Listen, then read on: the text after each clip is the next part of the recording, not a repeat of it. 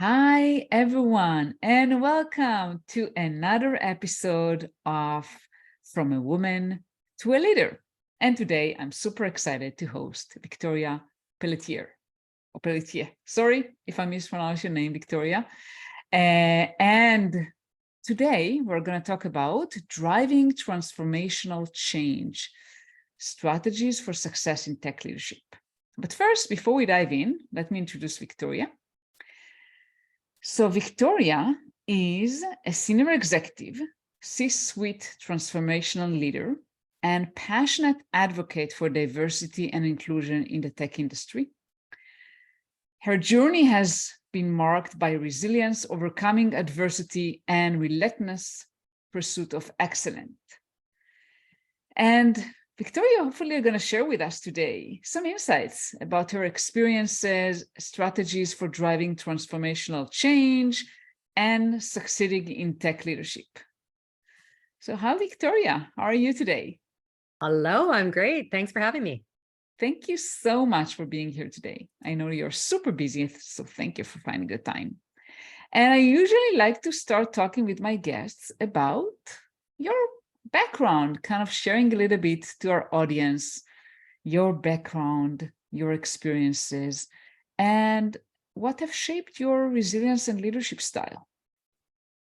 Sure. Well, I don't know how much time we have, but I'll do my best to keep it concise.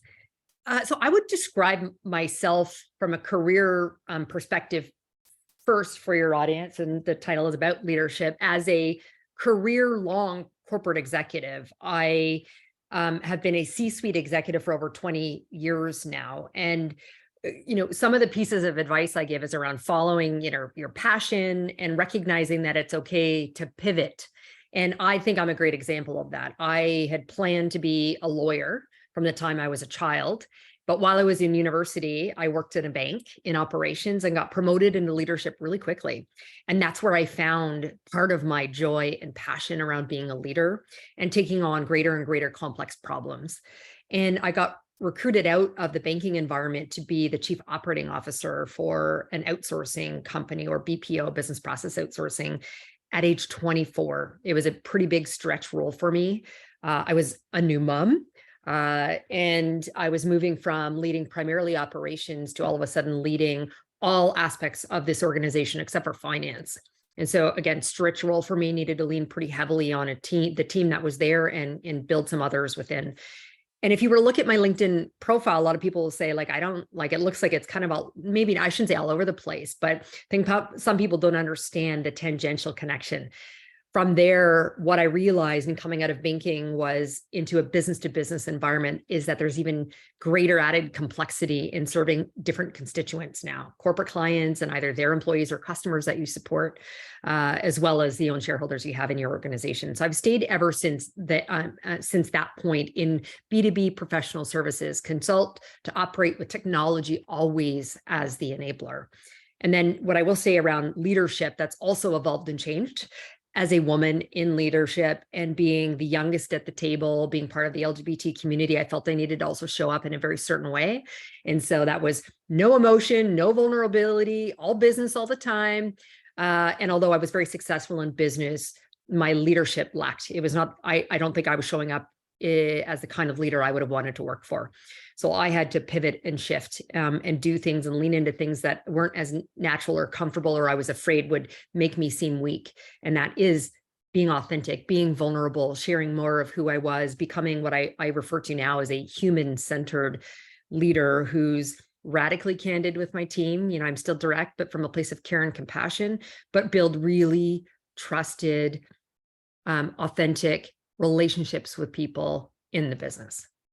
Yeah, wow. And you have such an inspiring journey, and I will put your LinkedIn URL at the episode so people can see your journey. And it's very impressive how quickly you were able to get to very executive roles. What do you think, were the contributors for that? I think there was a number of things. So the first, I think I've always had a really strong focus on performing. I I come from like really humble, very not amazing like roots. And so for me, I was determined I'm going to be better than the biology or the circumstance that I was born into. My mom said to me at one point, I think I was 10 or 11 years old, she's like, Tori, you need to do better than us. And she meant socioeconomically, education, vocationally, because my mom was a secretary, my dad was a school janitor.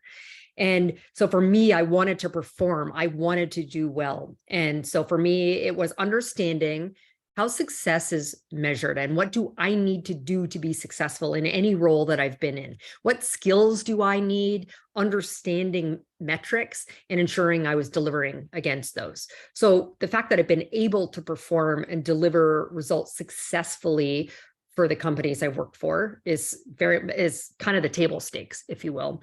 But not sitting on like past performance, recognizing that I need to continue to like have this incredible propensity to grow and develop new skills. And particularly now when we look at the world of like technology and like the digital transformation and the shortening life of skills, period. And so, continuing to learn and improve myself. And then I would also say that focus on personal brand.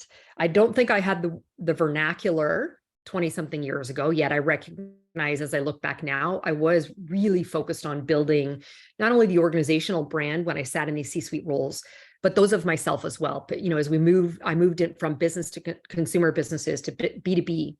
We know that people do business with people they like and trust and want to do business with.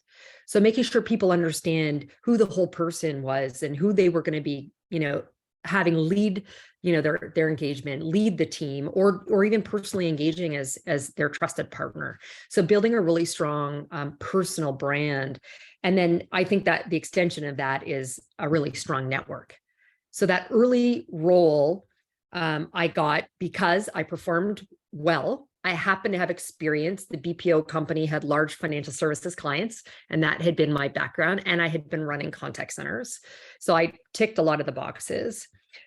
I had a strong brand in terms of my ability to deliver.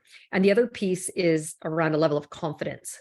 I can tell you I was shaking in my boots around taking that stretch role because I didn't have all of the experience that I needed to do it. And I'm not a fan of fake it till you make it, except when it comes to the brave face and the confidence that we have in leveraging what skills and experiences we do have in showing up in a new environment.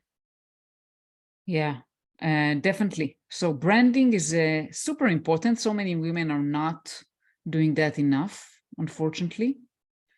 I want to talk about the emotion stuff. You mentioned at the beginning you were kind of trying to bury emotions, right? To not utilize them. Can you share a little bit about that and how that evolved? Yeah. I am. My best friend, her nickname for me is Turtle. And that's just because, what part of my life's philosophy or mantra is about being unstoppable, no excuses. I've overcome lots of like adversity and challenge. And one of the ways I think in my earlier years, I learned to deal with that, maybe not the healthiest way to be resilient. And so I've modified my healthy level of resilience now, but was to compartmentalize and put emotion aside and just move forward. When I stepped into these leadership roles, and even that first one, I was, as I said, 24 years old. I was the only woman in senior leadership, and I was the youngest by probably 2 decades at that point. So not only did I have imposter syndrome because it was a stretch role for me, I knew that as a woman, the only woman at the table and being so young, I believed there was this expectation for how I was going to show up. And I thought that being vulnerable and showing any kind of emotion would demonstrate weakness. And so I didn't. Not that I didn't have still good relationships with people and built, camaraderie, but a lot of the really close connection comes through vulnerability and authenticity. And so I actually, for years, operated in the environment, and I had to make some really difficult business decisions, talking about like success and performance for the business. But I learned that I had a nickname of the Iron Maiden. Wow. And I was like, holy, like I want people to want to work with me, want to follow me and not fear me. And if this is how people view me, like people's perception is their reality. And so clearly there was something I needed to do differently. So for me, I needed to like critically evaluate the woman that faced me in the mirror and say, like, what is it? What do I need to do differently and do better? And that I recognized I had to actually start to show the whole person. The turtle comment and nickname is that, tough exterior, but super mushy marshmallow inside, because I'm actually a highly emotional person. I feel deeply.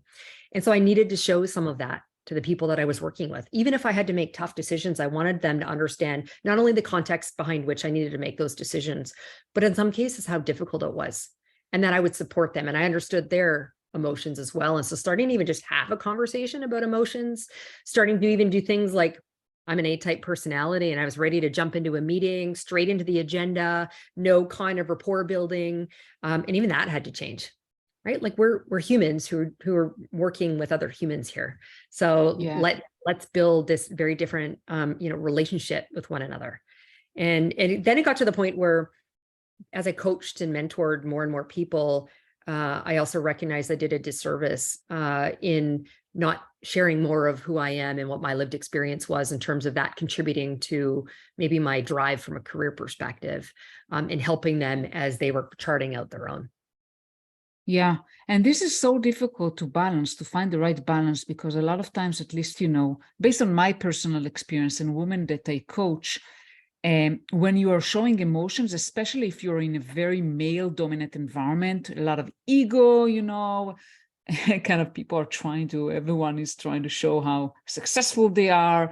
And if you show emotion, that can be held against you. Yeah. And how do you find the right balance? I mean, on one hand, you want to be seen as strong, assertive, business oriented. On the other hand, you don't want to, seen as an Iron Maiden. So how do you balance that? What's really interesting is it goes to the other end of the scale as well. So I'm a very strong personality. I am very opinionated, and the confidence I have no problem showing up and speaking my mind, particularly when I understand the content and I have fact. I don't like to speak if I don't. So for me, that when you talk about balance, it's not only the balance of what's the right level of emotion and connection I want to build relationship with people. But then I've always been mindful that I can come across, very strong. And in women, what you said, assertive, and I like that word, but instead we get labeled as aggressive or bitchy or whatever other, word you want to use. So it has been this balance of recognizing the audience around me.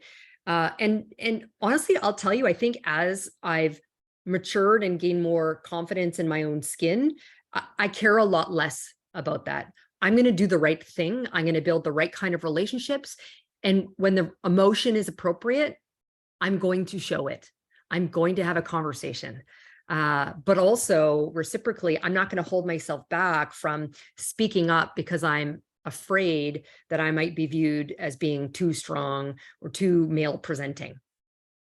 Yeah, but for that, you have to have a lot of confidence in yourself. And most of the women that they coach, even women in very executive roles, a lot of them don't have enough confidence in themselves. So can you share kind of, how did you build that because you really need to be confident to be able to show vulnerability, to show emotions, but on the other hand, to be assertive, to stand for yourself. I think it's a little bit like a muscle, that, and you need to, develop some skills and practice to gain the confidence. So for me, I haven't always been confident. I lived in fear of, being rejected, of being not good enough. And so, but I knew how to wear the mask. So outwardly, I appeared as though I had much more confidence than I did at one point. And I needed the interior confidence to match exterior. So for me, some of the things I had to do was, I said, I don't like to speak about, things that I don't have knowledge about. So I will be silent in a room when I'm listening or I'm trying to gain fact and then form an opinion. But I try to educate myself so that I have confidence in what opinion or recommendation I'm going to be formulating. Second, as it comes to performance, I needed to like kind of do a check, and this can even be building your own resume. I always tell people you need to be really clear in recognizing and documenting the outcomes you've delivered and what successes you've had. And so reviewing that with myself, that gives me confidence in, oh, okay, if I'm going to interview for this new job, well, as I'm kind of taking stock on what I've done over the last number of years, I've had this, and this success, and I've had, this kind of accolade or feedback. Well, that makes me feel, quite confident.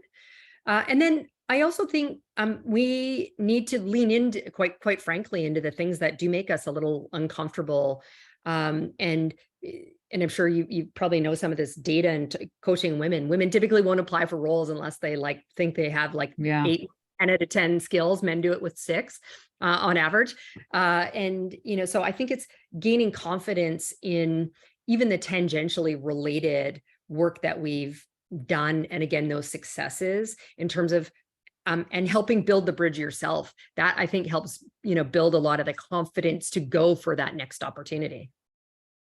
Absolutely. And this is very unfortunate that women do not apply to positions if they don't check, even not, I don't know if 8 out of 10 or 10 out of 10, right? I mean, and we tend to be very self-critic on ourselves. And as you mentioned, we need to stop and identify, okay, what have we achieved? What are the things we accomplished? What difference did we make? Mm-hmm. And I wanted to ask you, how did you face, I mean, you were a woman in, I assume, surrounded by men, also very young, and a mother.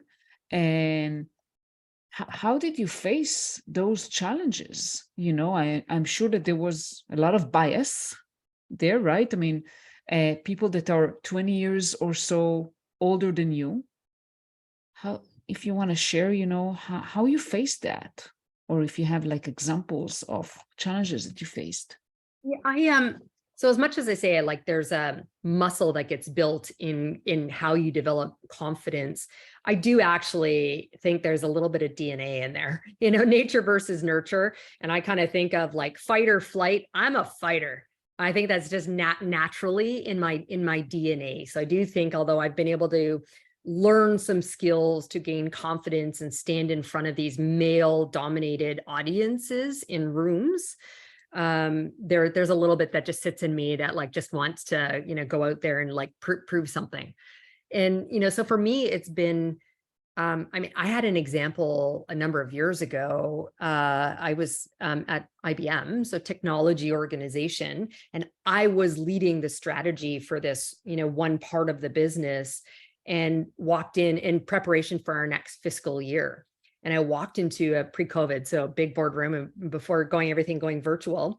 And it was myself and one other woman in the room, and 40 men.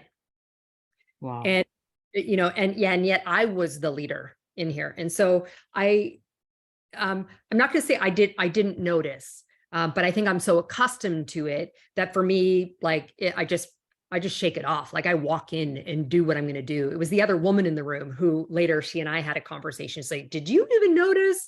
And I was like, yeah, actually, now that you say that.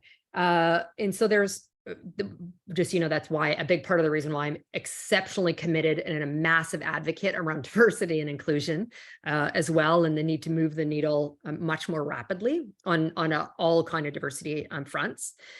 And so for me, I no longer let that intimidated me. It hasn't probably since that first or second role in those first, while I was in my 20s, if you will. And now it's going back to what am I here to do today? Either whether it's just, the business that I'm leading, or even if it's just a meeting, what's the objective here today? And so I'm going to meet the objective, going back to my focus on performance and wanting to do well, but I'm going to make sure I'm incredibly well informed. Even if that's about the other people around the table. So there's a significant amount of research I do, and I'm going into large meetings, or I'm going to meet with, new clients. And so for me, my ability to walk into those environments where I am maybe the only at the table is something I'm quite accustomed to, but I'm going to make sure I'm confident, I'm knowledgeable, and I understand what the objectives are, and just meet those. It sounds so easy when you say that, but I know it's not easy. Yeah. How can women really, I mean, you mentioned like I know that you're passionate about diversity and inclusion. How can women really adapt that mentality? Because it's really difficult. I mean, it sounds easy when you say it, but it's difficult when you get into a room with 40, sometimes even less men, but you're different. There may be biases against you. You may not be treated extremely well. It happened to me. How do you really lead out of that situation? There's a number of things. So first of all, my role I'll say as a leader, but the reality is I think our voice is our power. So I think we all have the opportunity to speak up. So in those environments, as a leader, I have the opportunity to change the diversity mix myself for the teams that I'm leading directly, and something I've been really proud of. In fact, the last role I held at IBM, I had the most diverse team within the Americas. And so some of that was there before but I continue to foster and grow that. So as a leader, that's part of my accountability. But then also, where I've used my voice as my power, I've used it for, networking events that are really geared towards a male audience, to speak up and say, that's not appropriate. There was a, sales, like the top salespeople event at some point, and spouses were in, so they were traveling somewhere and the spouses were to come, but the way it was written, it assumed the spouses were all women, not the fact that one of the top performing sales people could actually be a woman and have either a male or a female spouse who is going to attend. So it's saying, hold on a second, like let's evaluate some of these, stereotypical ways of working. Two, I have called out people, men, who've spoken inappropriately to female or other colleagues. And now some will say, because I'm, a senior executive, I've earned the right to do that, but I will challenge that. I think we need to all speak up when we see something inappropriate. I remember this one person, he was a peer of mine.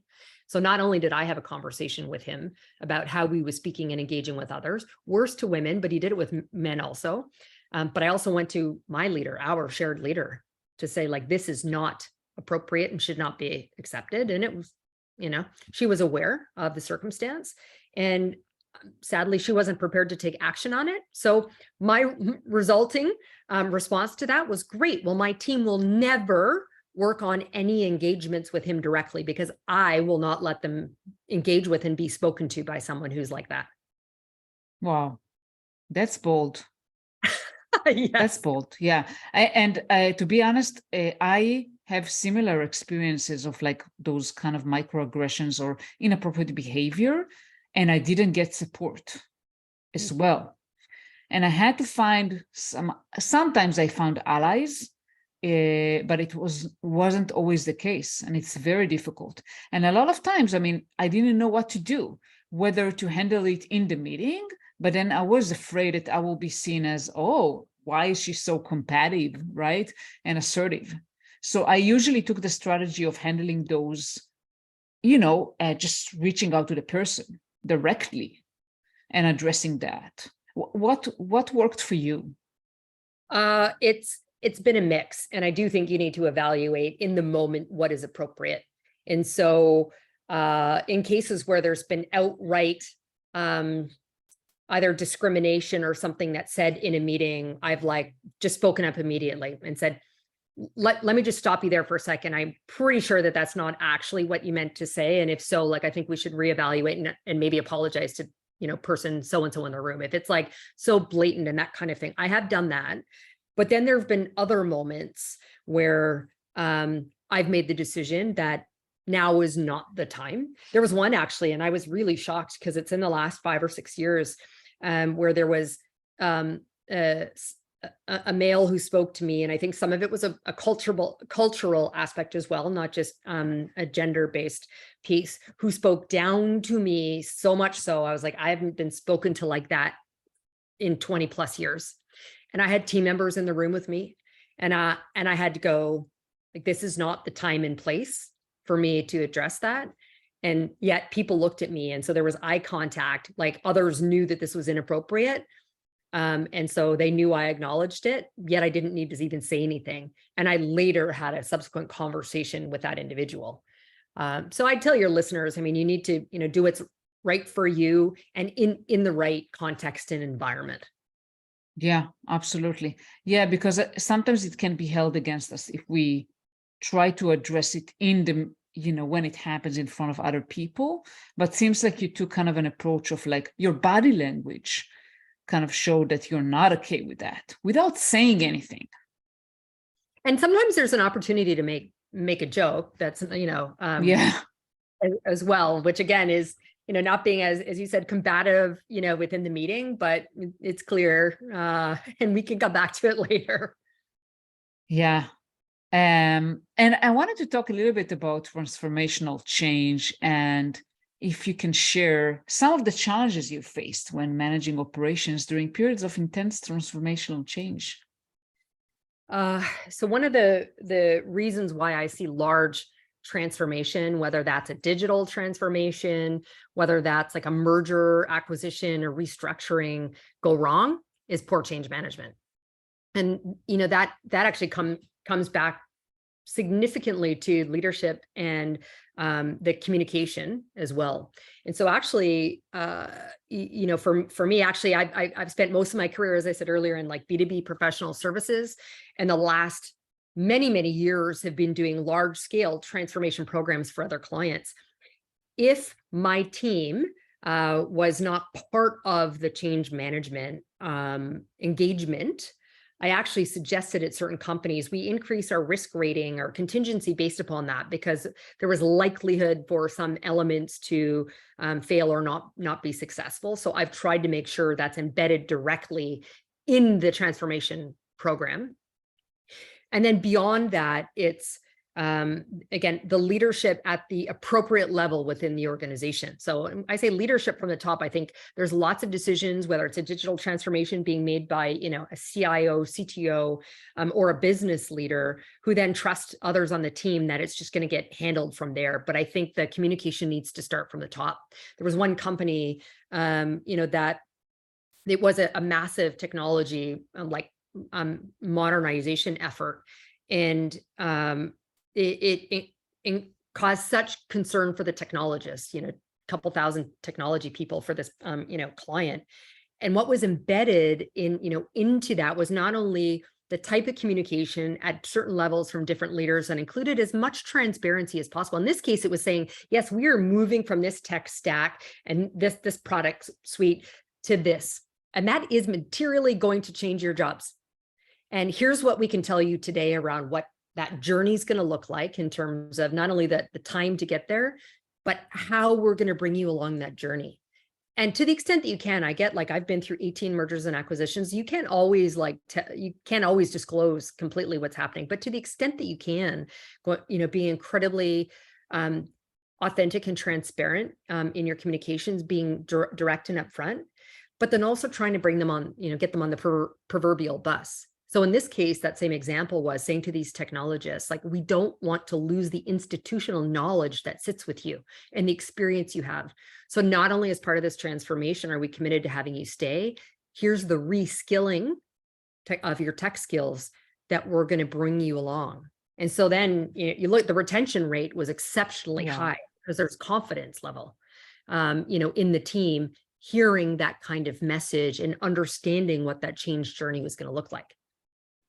This is an incredible example because I've seen that so many times that executive leaderships prefer not to disclose information, and it becomes just terrible culture and environment. People just start guessing, and being afraid of what's going to happen, anxiety rises. I mean, what you describe is like incredible, that you were able to give those people also the opportunity and making sure that they don't feel like they're going to be dismissed and not relevant anymore. Yeah. And I think you need to get out ahead of it as quickly as possible. And so I think there's like a multi-tiered sort of approach from a communication standpoint. I think of like lots of companies that we've acquired, and for the acquired company, they're of course like, oh my God, am I going to lose my job? And so there's like, you need to get out immediately in front of it. Here's what we know. Here's what we can tell you. And then this is where, as a senior leader, you start to bring this down in terms of how are you helping the other leaders, including the frontline leaders, have a message with their team to ensure that there's confidence. What kind of tools and education are you giving them? And then ultimately, there's a whole heck of a lot of one-on-one conversations, because everyone's concerns and experience will create a very different, challenge or fear potentially for others on the team. But how do you conduct those? I mean, if you're an exec, I mean, who do you talk to? Yeah. So I mean, you can't. I mean, that's the challenge. As an executive, you do need to leverage your team. But I think the senior executive needs to be at the front of that whole conversation. This is why we've made the decision we've had. Here's what I can tell you around timing and impact. Here's the team, and here's what next steps look like. So, I mean, that needs to come from the senior leaders. And then, they obviously are, should be having conversations with their direct reports. And there's probably skip levels. So, they might even do it with the next one, or even those high potential performers that we don't want to lose. We want to wrap our arms around. They're having those conversations with. But then you need to arm and educate the other leaders to be capable of having similar type conversations with their team. Absolutely. And I found that sometimes it's also very helpful to have like office hours. Like, okay, I conduct office hours. Anyone who wants to talk is welcome. I mean, there's obviously a limit to how many people you can talk to, but at least people feel you're approachable to them. Yeah, exactly. I want to go back to the topic of women, right? And because that's what we're here for, to talk about women and women getting to executive roles. What advice would you give to women who want to get to the C-suite?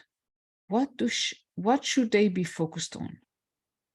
I think there's a number of things that are important. So I've talked about skills and performance. I mean, you need to deliver. Yeah. For that, again, as I said, I think that's the table stakes. You need to have an incredibly strong brand. And so I think, we are all the CEOs of brand brand you. And so you need to curate, the narrative. And when I think about personal brand, there's 4 elements to it. There is the subject matter expertise, or the eminence for which you're known for. There's who you are as a human, the things that you value, your passionate about. The next is what makes you different from others. So when you talk about getting to the C-suite, why, if you've got 2 people who've run 2 business units, why choose person A versus person B? So it's, those other elements, but also what makes you different. And then I think the last part of that, like, is what's the legacy and what do you want to be known for? So I, tell the women listening, you need to curate, you need to develop the narrative of your brand on all of those things. And then that is a precursor to developing a really strong network. So it is who you know. And so, you do need to be incredibly intentional at building a network of those that, will help coach you, other C-suite women who've been there and who can say, like, here's some things you need to be thinking about if you want to go in this particular industry or this particular function. Like, let me tell you what my journey was like. Let me give you some coaching. And then there's the mentorship approach as well, which is a little bit along the coaching line. And then the last one is sponsors. But sponsorship for me can't be, I've worked in some companies where they tried to create a formalized sponsorship program.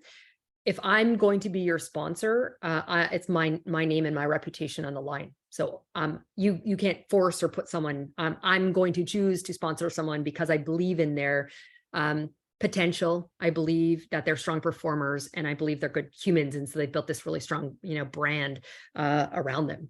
And so, you need to always be networking. There's a book called Never Eat Alone. My husband jokes because for him, he's like, always eat alone for him, because pre-COVID in particular, like I was always out. Lunches, after, dinner, there's black tie events, there's all these things. And so I do think that's really, really important.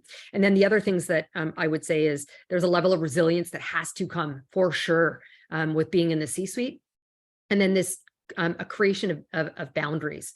And so for me, that's meant I have started to say no a long time ago, saying no to the things that didn't bring me personal or professional joy or value. And if there's still some things that just have to get done. So you can't always say no, but in that case, you delegate or you outsource. Otherwise, I mean, for those who have chosen to be partners, who are chosen to be parents, or maybe even just have aged parents or other commitments, like there's a lot, it's all just life. And so I don't like talking about work-life balance. It's just life. And so how do we integrate it? And so you need to get really effective at creating these boundaries. Yeah, absolutely. And so many tips. It's incredible. Thank you so much, Victoria. Before we end, I wanted to ask you, how